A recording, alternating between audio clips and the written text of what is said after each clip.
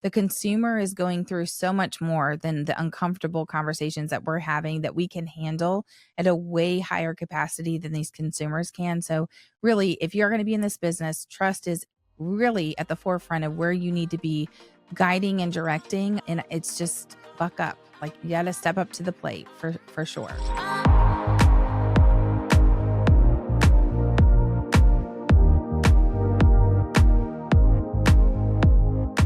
Welcome back to Real Estateable, your go-to podcast for raw, real, and relevant information in the real estate world.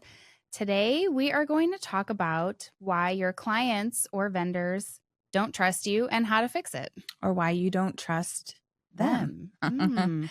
I think trust is a huge thing in this industry. And I honestly think that it's an unspoken thing. And I just like really think about how easily it's broken, but how hard it is to gain trust back. Like I think we just blindly trust so much in this industry. Yeah. But once that's broken, it's kind of like you're dead to me. 100%. Yeah. 100%. No turning back. All right, we're going to dive in and we're going to talk about why they don't trust you and how you can fix that. Okay, so one of the things we say in our business all the time is you got to have people that know, like, and trust you, right? So a lot of people know you, definitely know you through social media, know you through the circles and the spheres that you have. Do they like you? Well, that's debatable, I think, for some of us. But I definitely think know, like, then trust. The trust part of that is the hardest part to gain and to keep in our industry because historically, realtors are not super trustworthy. Our industry is not super trustworthy. And even if you are, people still have that perception of you because you're selling something. Yeah, I agree. And so I think that like if you look at that from the baseline of you building a business, you got to get people to know, like, and trust you. And I look back and I'm like thinking about different times where people did not trust me. And it has always been in cases where they know me and they like me, but they haven't trusted me enough with my business. Different clients or different friends or different people that I thought, okay, for sure they will list with me. For sure they're going to buy with me. And then I turn around and I'm like, wait a minute. No, they didn't. They listed with Sally. They bought with Joe. And looking at that, I'm like, okay, they didn't trust me with the real estate. And what could I have done different for people who have not trusted me? What could I have done different in a place to have gained that trust with them? So what about you? Example of a client that has even maybe like something that has broken trust over a transaction or relationship. I mean, I have a whole book of stories, I feel like, but there's one specifically that stands out where I had helped these people buy their house. A couple years later, a couple kids, a couple animals later, they outgrew their house. So I'm talking them through all of the listing, steps and stages. We get it all prepped and listed. And then as soon as it hit the market, they were like ready to buy a house. They're like, let's start looking. And I'm like, really? And it was kind of like still in that crazy market of like appraisal gaps and just like uncertainty. And so they started asking me all the time, like, let's go. And I'm like, let's wait until we're under contract. Let's wait till we're solid. And this was before the August 17th. So you could show houses without a buyer's rep. Well, I didn't do one for them because I was like, they're my people. They're going to buy with me. They're trusting me to sell their house. They're going to trust me to buy. Well, they didn't listen to my advice on waiting to buy and then went kind of behind my back, got another agent, ended up offering on a house, negotiating early occupancy. Well, the deal on their house that they're contingent on buying with fell apart. And then they were like, oh my gosh, panicking. But the agent never even reached out. The agent never even called me to say, hey, Billy Bob's under contract. Like, how's your deal going? They're making an offer or they're like, hey, they completely trusted this client too. It was just a crazy, crazy scenario. Yeah. I mean, he wrote an offer contingent on a house selling and he never once asked me where we were at. What? But that agent gained your client's trust. I feel like when I'm like, hey, do you have an example? She pulls out the depths of the soul, the bottom of the, let me give you the worst. Yeah. Well, I have another story too, where like I was working with a lender. We were doing a custom build for my buyer. And like, I don't know, 2 weeks before closing, she got a loan denial for something that came up. And there was no solution. He was just like, it's a And denial. It's a denial. And she had already put in money for like Yep. upgrades, and we were so close to closing. She was about to be homeless. And so, yeah, dead to me. That lender is dead to me. I actually Yeah. met with a lender this morning that took something like that and resurrected it to clear to close, like literally completely dead in the water loan denial, clear to close with this new lender in 12 days. And I was like, something doesn't seem right. Yeah. How is that possible? But the same thing, lender dead to me. Yeah. Like it is that I think on the lending side of things, and I really think that like through all of what we're going to talk about today, communication is key. Mhm. The more that you're communicating, the more you're over communicating, especially with me, you're going to keep and gain and you're going to rebuild that trust, even if it's the hard conversations. Like, Mhm. I'm like, just have the conversation that you're starting to tank a scenario. Don't come to me when you're 100% done, because then I'm 100% done as well. Yeah. So, 100%. well, what do you think? Let's talk first about like the small things that break trust. So Mhm. we're talking about clients trusting us. We could go on and on about vendors and lenders and just all kinds of people in this industry, even other agents. But let's talk about specifically what we can control. That's us. So what are some small things that break trust when it comes to our clients? I would say number one is over promising and then under delivering. Yeah. I feel like I used to be a little worse at this than I am now, where I'd be like, oh, yeah, I'm going to go write that offer up right now, knowing that I still had another client I was meeting with, or I had to pick up my kids. And I'm like, it's not right now. And I didn't set the right expectation, and I didn't follow through on what I said I was going to do. Yeah. So doing what you say, yeah, obviously don't overpromise to what you actually can do. I also think that overpromising in listing houses, like Mhm. overpromising timelines or pricing or like not keeping it real. And I think sometimes that means you're not going to get every listing. And whether or not that's them trusting you or not, sometimes you just don't give them what they want to hear. And the reality kind of rolls down to the reality of expectations that you are not overpromising and then under delivering on, the crazy price that they wanted to list at. So I Yeah. think there's another thing too that can easily break trust. If you sit here and you look at numbers and you're like, this is 200,000 and they want 250 and you're like, oh, sure, no problem. I'm your girl. That's going to easily break trust when all of a sudden you were not forthcoming with the actual factual data.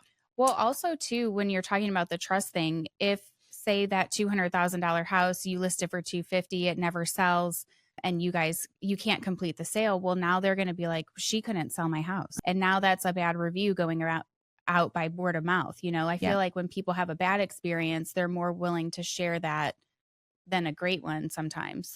Well, in giving yourself permission that not every client is for you, not every transaction that the ones that are you're supposed to close will close. And so when you really look at that, I'm like, being okay with the no's and having the right yeses, like Mhm. that's really something we got to get comfortable with.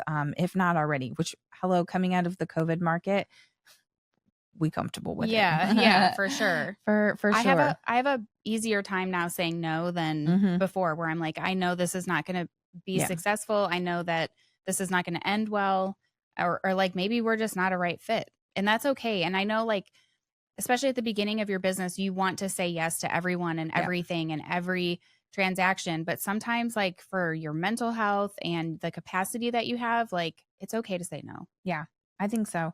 I am guilty of lack of communication. I think that's another really, really big thing that can help break or that really leads to breaking trust, can help break trust. Help yourself.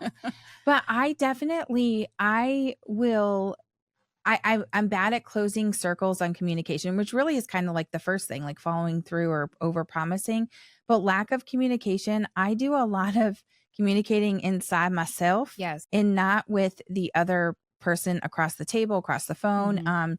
And so not fully describing what is happening and expectations throughout that, I have found that has hindered building trust in a way that I would have the ability to do that for sure. I also think, though, like when we interviewed Q, and he'll be coming back soon in the next few episodes, he was like saying how you just respond right away, just Mhm. answer right away. And it's like, it's such a simple concept. But even yesterday, I had a seller reach out to me and she was like, hey, can you come over and just kind of like tell me what I need to do to prep my house? And I read that while I was on the go. And then I woke up today or yesterday and I was like, I never texted her back. And so I texted her and I was like, I'm so sorry, read this on the go, but and she's one of my know, like, and trust people.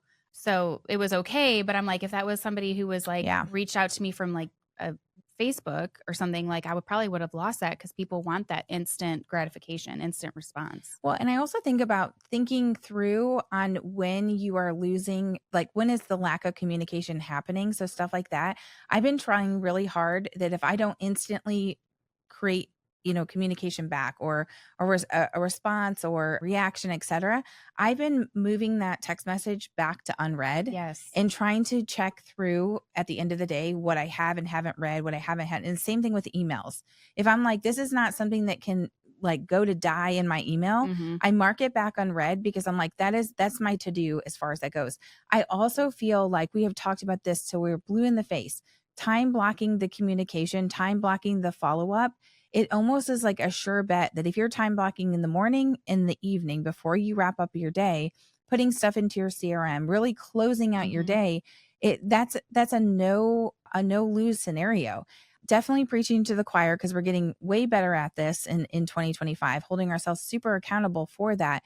But I think that's another reason, even if you go through starting from the morning, look through all of the text messages or anything that you left or under delivered for over promising, definitely think that's a way that you can help in this arena too. All right. So the next thing we think that clients might lose trust in you is if you're being like too salesy or too transaction focused. Mm-hmm. Clients don't want to feel like they're a paycheck. Yes. So I I feel agree. like, if you're pushing them towards decisions that maybe you want them to make or maybe that they should make and not really maybe explaining it or, saying why you should do option A versus option B, people want to have that say and not be like, yeah, just buy this one. Well, I also kind of feel like even challenging decisions. So even if you when you're selling, because we are all selling, challenging them by choice, that this is your option, not just the option forward, but if you decide to not do this, here's your other 1, 2, 3, 4 options. Working right now with someone through some really tough negotiations. And normally you will see negotiations in our area for repairs, maybe 10 items. Let's just say 10 items, which would be half of a page. Mm-hmm. This is 5 pages, and all rightfully so things that need to be addressed. And I think it's important for them to look at that and go, there's options. There's an option for you to not even you have the upper Mm-hmm. hand. The seller has the reality here. You have the upper hand. Is that going to lead to a paycheck, right on the forefront? No, honestly, this is probably leading to that person renting a home. Much different paycheck on that, but allowing them to have the freedom and choice, not being salesy on this, not being paycheck forward and in how you're helping guide and direct. I think that is, and they even complimented, like, you've been working so hard for us, complimented in that. And I think that you have to be, if you're going to know, like, and trust be at the forefront, that's not a just one transaction type of relationship. Yeah, for sure. What Anything else else? on that? No. Okay. Not knowing your market or your contracts. So true. What the heck are you doing in real estate if you don't know these two things? Clients will trust you when you have knowledge. And it's not just like BSing the entire thing. Like, people want data. People want to know what they're signing. If you can't answer a basic question, they're going to find someone else who can. Yeah. This is the thing you can control, though. Experience, yes, it helps us, but you can educate yourself through all of this stuff. When it comes to knowing your market and your contracts, like, guys, that's not an excuse. Like, period. Enough said. Yeah. Like, how do you write one if you don't know it? Yeah. That's crazy. 100%. I also think, and this is me and the New Yorker in me, that rushing the process is another another thing that I feel like if you're not speaking or working with people that rush like you do, if you're rushing the process and kind of putting pressure to speed up the process, that is one sure way that people are losing trust. For me, I'm like, if you move in too slow, you're losing trust. But I would say the majority of society in big decisions like real estate, they don't want to feel pressured, rushed, hurried. They want the option of choice, especially right now when they have choice. I also think, though, too, where, I've had clients before who have been in the industry, like elsewhere, who have bought with me and they think they know the process and they don't. And so taking the time to like slow down, like, hey, I know you sold real estate for 100 years, but it's different now. It's not Mhm. the same as it was in Florida. It's not the same as it was in South Carolina. So it's like, even if they know it, don't rush through that. Just treat every client like they don't know what the heck they're doing, unless it's like a seasoned investor or something who has a plan. But Well, if it's not a repeat client that's yeah, like if they have not bought in the last 365 days, sold in the last yes. 365 days, then yes, slowing down that process. And I always will say too, and kind of gauge and read body language as well. Like if I'm over explaining or if I'm under explaining, if there's no question that's not that there's no dumb question Hmm. in all of this. I think that if you are not reading how they're expressing their concerns, if you're ignoring their concerns, really, honestly, how are they going to trust you with such a big decision in as real estate? I just think that you do not need to be rushing to just move the deal forward. Yeah. And that all has to do with you being comfortable with working and not getting paid. Like Yes. you have to be comfortable and able to sustain that. So many people that we've seen in the last year that have gotten out of this business because they cannot live without a paycheck. They cannot sustain, income on the uncertainty. And I think that's really where you're self-checking and going, okay, can I really make this happen with the environment, the people, the training, the company, them with all of those things. None of the things that we've identified can be overcompensated for a successful career, without a doubt. Yeah. All right. Anything else that'll lose trust? No, I think we beat it with a dead horse. Well, let's take a break and then we're going to talk about how to build trust and those pitfalls that we just discussed.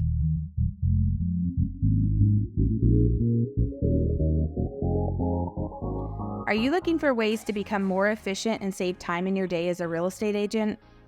We've got the thing for you. We have created 18 done-for-you email templates that cover the entire process on the buying side and the selling side. The best part is that this is only $49 and includes customizable email templates for the process to get you through start to finish with your buyers and sellers. Head over to realestateable.com/email templates, and that's where you can find them. All right. So coming back and talking about the solution for overpromising and underdelivering, set clear expectations for what to expect, right? So if you say you're going to go write an offer, but it's not going to be until later, say, hey, I'm not going to be back at my computer until 4. You should have the offer by like 6. Or hey, I need to get with the lender to get a closing cost estimate or gather data or whatever it is. But just making sure that you're not setting yourself up for failure, because that's all you're doing when you say you're going to do something right away, knowing that you can't. Yeah. That's Well, I also think if you're speaking into the universe too, like the more that you have accountability between a TC, teammate, people in the office that you're, kind of speaking what you expect to have done and also using task managers, a CRM, like something to help hold you accountable. I know for me, especially if it's like my day is going to overflow into what I would want to be my R&R time, I will communicate that with my husband just to say, I'll be home at 4, but I got to do the blah, blah, blah. I'll be at home at 6, but there's going to be an offer to be written. And I also give him the choice. And this is just me speaking for my boundaries within our home in our relationship. I also will give choice to say, like, I'm going to have an offer to write after these showings. Would you prefer for me to come home to be halfway present or finish that up in the office before I come home? And there's times, and the answer varies. Like it really truly is choice of like, would you rather me be gone longer or home and half present based off of what's happening for the evening? But that gives accountability that if I come home and I'm like laying on the couch because I come home and I retreat immediately, that my husband's like, what happened to the offer that you had to write? What happened to the phone call that you said that you're going to have to make or the emails that had to be sent out or whatever. So, but I think that in all of that, your task management, etc., if you would just time block the 30 minutes at the end of the day to make sure all of those loose ends are tied up, it doesn't have to be as something as I wish I was writing an offer at the end of every day, but right. it doesn't even have to be that. If you are over promising, the under delivering can happen in like the lack of 3 minutes of follow up. So be really looking at implementing that 30-day wrap up or 30-minute wrap up of your day. The other thing too, we're blessed to have a transaction coordinator. And so she's in a group text with our clients too. So that really helps close a lot of like the questions that may come up, or Yeah. maybe have asked that you're running from appointment to appointment and you haven't had a chance to like look at the contract to see specifically when your repairs are due or whatever it is. Your TC or your admin can help fill those gaps while you're out generating more business. And I do try to talk in our group text message quite a bit, because even if I leave something unanswered, she's looping back around separately and going like, hey, are you going to answer this, miss? Hey, don't forget to do the this and Mhm. that. Where I thought at the beginning, I'm like, man, don't burden her with whatever part of the transaction. But that has saved my butt running 100 miles an hour more than once by just really trying to communicate as much as I can in there. And that's partnering with the right TC. I think that's a That talent for sure. that and using the group text is not a fit for every client and situation. So Yeah. that's kind of like we've had clients where we're like, okay, we have to have our own separate text because they're not going to talk to you in the group text. And that's fine. You know, that is totally fine as long as you're then communicating with the TC kind of scenario. So Yeah, far and few between, but it does happen. that is true. I didn't even think about that because it is very far few between. I think it just depends on how you're setting it up. Yep. We are so team forward on conversations and communication that it's like it's a value to be working with us. 9 agents, price of 1 kind of thing. Yeah. On that, I love the idea too for like the over promising and like over delivering. The idea of like small touches through the transactions, small check-ins, hey, just looping around, wrapping up my day. So even if it doesn't look like there's things that you should be touching base with, if you've done something through the transaction or something has happened, you touching back with your clients, I feel like that has really gotten some good return here for me lately. Like it's been like, hey, just wanted to let you know, like it's been quiet on your end for the last 3 days, but we've been super busy behind the scenes. Everything's looking smooth and moving along. I appreciate that on the vendor side of things. Yeah. Lenders who are like, hey, no real update besides everything is looking smooth sailing in green light.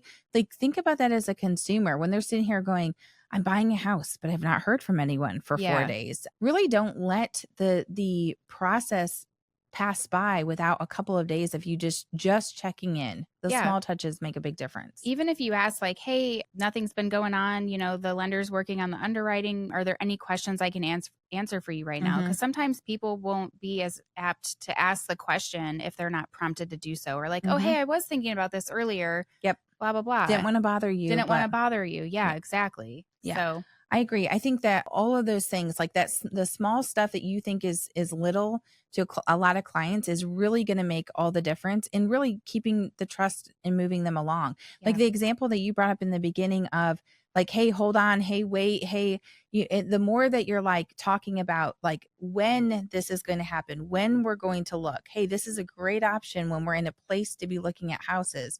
I think the more that you're talking in those small little bits, not to say every single time that someone's going to heed your advice. Heck no, they're not. But I think that the more that you can do to control and not go, well, I could have done a little bit more. I could have done it a little different. The more that you can do, I think keeping things in your control really, really will help benefit. All right. So to avoid being salesy, make sure you're always prioritizing their needs over the sale. So education is key in this step. So you want to make sure that they know every step of the process, timelines, what to expect, and without pressure, like not pressuring them through any of that stuff. So it's educating them, but not pressuring them through the decision making. Yeah. And just be honest with them. Like if the house isn't right for them, that's fine. It doesn't matter if it costs you the deal. I know like when I've been showing buyers and they're like, we really need 5 bedrooms and a big fenced in backyard. And, then they want to see a 3-bedroom, 2-bathroom house. And I'm like, but that's not fitting what you're needing, you know? And it's like, I'm happy to show it to you. I'll be happy to show it to you. But based on our conversation, I don't think that's going to work. And people really appreciate that. They're like, oh, I didn't even notice that, or, whatever. And it's just like a little bit goes a long way there. Well, and I think that you can show expertise without being like arrogant or over the top. And I think that that's really why they come to you. Why is someone hiring you as a professional? They're hiring you for your expertise, the value you can be bringing to that transaction. But you really got to self-check yourself, where it's like, just like what you said, like, hey, did you notice? Happy to still show it, but did you notice? I'm like, it's not like we're not looking at that. That's nowhere near what you're actually looking for. Just the way you approach it, being, having that expert level of service, but checking yourself at the door while you're doing it for sure. But also knowing like what's going on in the market, especially if you're on the listing side, knowing how many homes have sold in that neighborhood or how many days it takes to go under contract. Again, I'm the data nerd, but that's stuff that people want to know. Like, oh man, I can expect an offer around like 3 weeks. Cool. I can do that. That fits our timeline. It helps you prepare your listing and list it at the right time that will work out for the seller. Granted, it could be more or less, you're not promising your house will go under contract on the 20th day, but it at least says like you've done your research and you know what's going on in my neighborhood and in the market. Yeah. Yeah. And I think too, when you're talking about like your expertise, you're talking about stats and data and all of those things, like helping and preparing, set them up for that. I think that you need to be talking about where the value is in working with you. Okay. So whether you're a realtor or an agent, whether you, pose yourself as a trusted advisor, whatever it is that is specific to your UVP. Why are you unique? Where's your value? All of those things should be in the forefront in conversation. And I feel like since August 17th, more of those conversations are coming to the surface in buyers consultations, more in the seller appointments, about what is the difference in working with you as a realtor, as a trusted advisor, as I want to say just as a real estate agent. But regardless, there is a difference in working with who you are in comparison to other professionals. And really, you putting that to the forefront is going to keep that trust moving along the track. I don't know that it will gain it. Yeah, I think it will. But really keeping the trust is just as hard as gaining that or even building the level of trust. Make sure you're communicating that because there's something unique about you in this industry and people need to hear about that. Yeah. I think talking about and being transparent about the possible challenges. Yeah. I know, especially on the listing side, when I'm preparing sellers of like what's to come. And even in the scenario of my seller who ended up buying with someone else, I was very transparent because I knew in my gut that you already knew what was that the inspection was going to be rough, right? Yeah. Like you just have those houses. And so I had a feeling and I was like, let's wait until we negotiate repairs. And they just weren't willing to wait. And I explained like, if you purchase a house and, do early occupancy and all these things, like there's a chance it'll fall out and then you have to move back and forth and whatever. And so they didn't listen to my advice, which is fine. But just letting them know that was part of what could happen. And then shaka, that's exactly what happened. Exactly what happened. You might have known because of your expertise. I think we fell out of contract twice, honestly, on that one. Yeah.